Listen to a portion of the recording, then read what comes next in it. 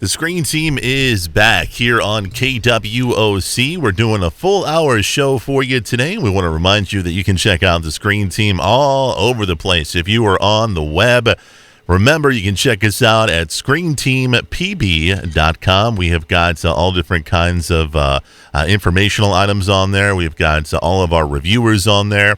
You can check out previous shows. You can check out links to our Facebook and Twitter accounts and YouTube accounts. So Screen Team PB is definitely the place to do that. And remember, make sure you like us on Twitter. Make sure you subscribe to us on YouTube and like us on Facebook. The next film we're going to do is a film that I enjoyed when I was a kid.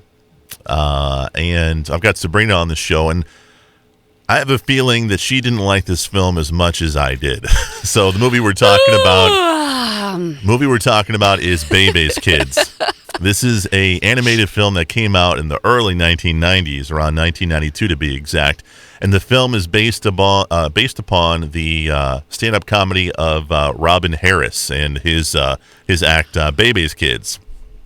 So it features Robin Harris's stand-up comedy, but it doesn't feature Robin Harris's voice.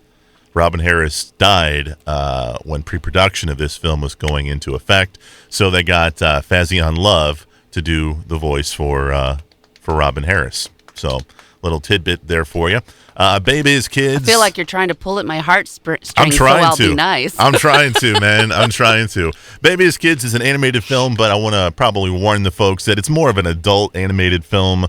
There's some, questionable adult kind of stuff in there, so definitely don't have the kids watch this particular film. Like your parents let you watch it when you were a kid? But it was 92, so I was 12. We watched it on home video, so I was 12, 13. I think that is. So you were a mature. I was a age. mature, but I was definitely not 5 or 6. Right. Okay. Well, that clarification helps. Well, I'm glad it helps you.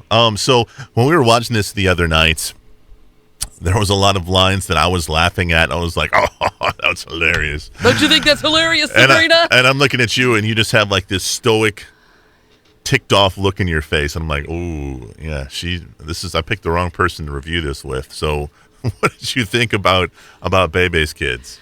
You had me watch this with you before. Nuh-uh. Yeah, you had. I had seen it before. When we first started dating. Really? At the old apartment. It was your idea of a good time. The OG. Before people talked about Netflixing and hanging out. Right. So, I'm glad that you had me rewatch it for the review. But, So you didn't find this funny in the least? No. I don't appreciate the humor, I guess. It's a different mind frame than I'm in at my age and in my period of life. And, when I was 12 or 13, I probably would have giggled and cackled and thought that was really funny because I was so very innocent to being politically correct. And with the way people are and the way things are construed so quickly and easily. I mean, there's racial connotations to this cartoon. I guess it just made me uncomfortable. Okay. And I guess it made me uncomfortable because I thought, this is awful because they're doing exactly the same thing in this cartoon that if the racial coloration of the characters was reversed, it would be like the top news of the day. Somebody released this god-awful movie that has all these racial connotations to it. How awful, but yet you've got it in this color combination, and it's just this quiet, obscure little comedy cartoon that, can just kind of like sneak under the radar. And well, it sneaked under the radar so much it didn't make any money, so. Right? Well, but, I mean, I would agree with some of your points there, but then I would argue you could watch a animated thing like Family Guy, and they get away with that stuff. I can't believe Family Guy is still allowed to be on TV. But that's my opinion and my viewpoint. But what I'm saying is it trumps what you're saying, though. No, it doesn't.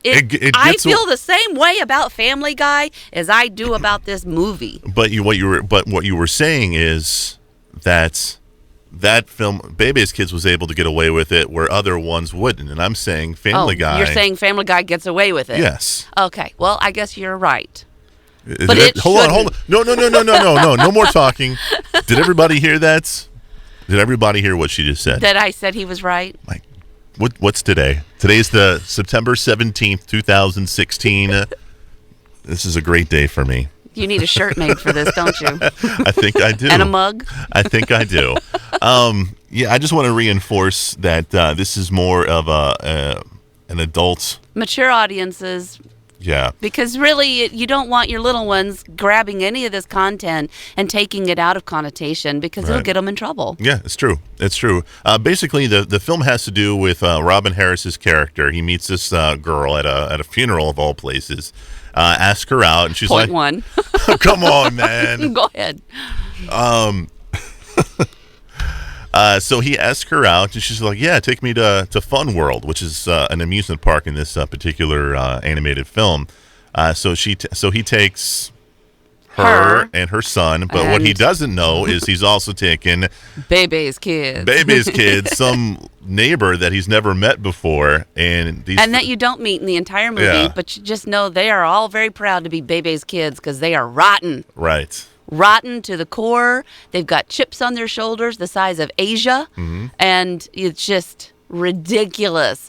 And the portrayal of the staff at Fun World is, you got a gazillion rules, and they only apply because you have the wrong color skin. Oh, come on, man. True.